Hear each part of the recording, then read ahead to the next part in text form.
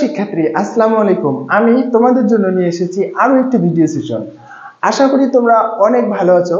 আমার এই ভিডিও সেশনের মাধ্যমে তোমরা নবম এবং দশম শ্রেণীর সম্পাদ্য কিভাবে আঁকতে হবে তা আমি বিস্তারিতভাবে আলোচনা করব। তবে আজকে আমরা সম্পাদ্য 1 আলোচনা করব। সম্পাদ্য 1-এ আমাদের যে বিষয়টা খুবই গুরুত্বপূর্ণ, সম্পাদ্য 1-এ প্রশ্নটা আগে খুব ভালো করে পড়ব। প্রশ্নে যে তথ্যগুলো দেয়া আছে সেই তথ্যগুলো ভালো করে শনাক্ত করব। কি আছে? ত্রিভুজের ভূমি সংলগ্ন একটি কোণ, অপর দুই বাহুর সমষ্টি দেওয়া আছে। আমাদেরকে ত্রিভুজটি আঁকতে হবে। তো এ ধরনের সম্পাদ্যের জন্য আমরা প্রথমে ত্রিভুজের ভূমি নিচ্ছি। তোমাদের খুব সহজেই এগুলো আঁকতে পারবে। একটু লক্ষ্য করো, ত্রিভুজের ভূমি, তারপর ভূমি সংলগ্ন একটা কোণ, কোণটা আমি এই পাশে আঁকবো, একটা কোণ, অপর দুই বাহুর সমষ্টি, অপর দুই বাহুর সমষ্টি একটু বড় নেব, সমষ্টি, অপর দুই বাহুর সমষ্টি দেওয়া আছে। হ্যাঁ, এবং কোণটা আমরা আগে নিব, তবে 30 অথবা 60 ডিগ্রি একটা কোণ নেব। ত্রিভুজের ভূমি এ, অপর দুই বাহুর সমষ্টি এস এবং কোণ একটা এক্স দেওয়া আছে। ত্রিভুজের ভূমি সংলগ্ন একটা সূক্ষ্মকোণ, অপর দুই বাহুর সমষ্টি দেওয়া আছে। আমাদেরকে এই তিনটি তথ্য দিয়ে, আমাদের এই তিনটি অস্ত্র দিয়ে একটা ত্রিভুজ আঁকতে হবে। যে কোনো একটা রেখা নেব। তোমাদের বইয়ে সুন্দর করে অঙ্কনের বিবরণ দেওয়া আছে। ত্রিভুজের ভূমি এবং অপর দুই বাহুর সমষ্টি এস এবং কোণ এক্স দেওয়া আছে। এগুলো অনেক সময় মান দেওয়া থাকতে পারে, যেমন এটা 45 ডিগ্রি, এটা 5 সেন্টিমিটার, এটা 6 সেন্টিমিটার বা 7 সেন্টিমিটার দেওয়া থাকতে পারে। তো আমাদের ওইভাবে স্কেল দেখে মানগুলো দিতে হবে। সেন্টিমিটার স্কেলে তোমাদের স্কেল থাকবে, সেন্টিমিটার স্কেলে তত সেন্টিমিটার নিতে হবে। এখন আমাদের বিশেষ নির্বাচনটা বলি। বিশেষ নির্বাচনটা হচ্ছে, মনে করি ত্রিভুজের ভূমি এ, আমাদের সাধারণ নির্বাচনে যে অস্ত্রগুলো দেওয়া আছে সেই অস্ত্রগুলো লক্ষ্য করতে হবে। প্রথম অস্ত্র, ত্রিভুজের ভূমি দেওয়া আছে, একটা ভূমি নিলাম, তার নামকরণ করলাম এ, অপর দুই বাহুর সমষ্টি এস দেওয়া আছে, সেটা এস একটা নামকরণ করলাম। আবার একটা কোণ দেওয়া আছে, সেই কোণটা এক্স লিখলাম। লেখার পর এই নামকরণ করাটা আমাদেরকে বর্ণনা আকারে লিখতে হবে, সেটার নাম হলো বিশেষ নির্বাচন। তোমাদের বইয়ে দেওয়া আছে, তোমরা সেহেতু বই থেকে দেখতে পারবে, মূল বইয়ে দেওয়া আছে।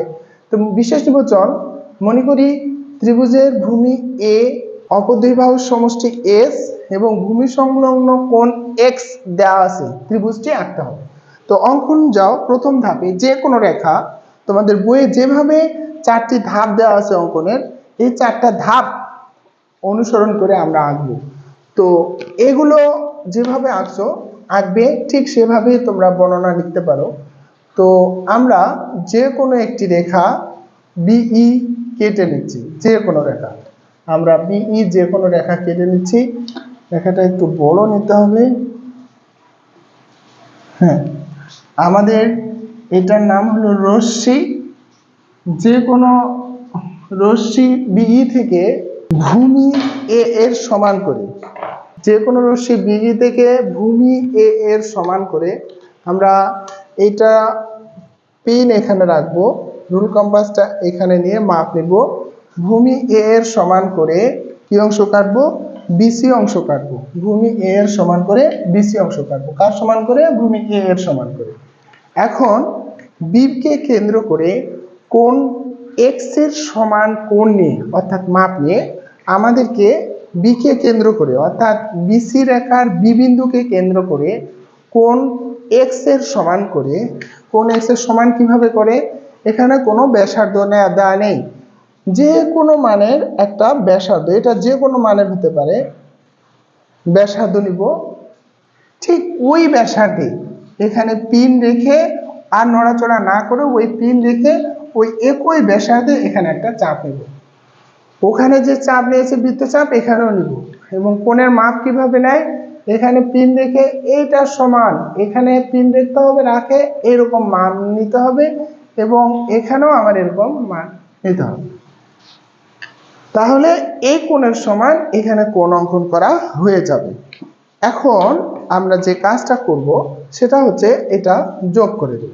তাহলে ওই কোণের সমান, আগে পিন নিয়ে আমাদের দেখতে হবে যে এটা ঠিক আছে কিনা, যোগ করে দেব। হ্যাঁ, যোগ করে দিব। যোগ করে দেওয়ার পর আমাদের যে এই রেখাটার নাম দিব এফ পর্যন্ত নাম দিলাম, এটা কোণ এক্স, এটা হচ্ছে এফ। আমরা কি করছি, এই যে বিসি রেখার বি বিন্দুকে কেন্দ্র করে কোণ এক্স এর সমান কোণ এফ বি সি আঁকি। তাহলে এফ বি সি সমান কোণ এক্স আঁকবো। আচ্ছা, এখন যে কাজটা করব, এখন এই সমষ্টি এস এর সমান করে, কার সমান করে, সমষ্টি এস এর সমান করে বিএফ থেকে বিডি অংশ কাটবো। তো সমষ্টি এস এর সমান করে আমার যতটা পারি রুল কম্পাসে নেব, হ্যাঁ আমার এটা পর্যন্ত নিতে পারতেছি, তারপর বাকি অংশ মিশিয়ে দেব। সমষ্টি এক্স কাটে নেব। এটা কার সমান, সমষ্টি এস এর সমান করে এই বিএফ থেকে আমি সমষ্টি এস কেটে নেব।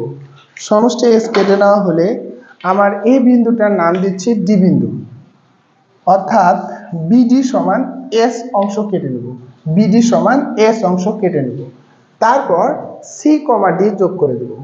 এখন আমাদের প্রথমেই rule scale target target fire যোগ করে দিলাম, যুদ্ধ শেষ। এখন আমার সিডি যোগ করা হয়ে গেল।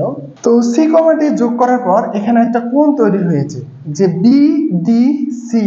এই বিডিসি এর সমান মাপ নিয়ে আমরা সি কে কেন্দ্র করে সিডি রেখার সাথে এই কোণের সমান করে এখানে একটা কোণ আঁকবো, তাহলে আমাদের অঙ্কন শেষ হয়ে যাবে। তো কিভাবে কোণটা আঁকবো, আমি এখানে পিন রেখে এখানে একটা চাপ দেব, বৃত্ত চাপ দেব। এটা যে কোনো মাপের হতে পারে, এটাতে তোমরা খুব অনেকেই বুঝতে পারে না যে কিভাবে চাপটা নেব।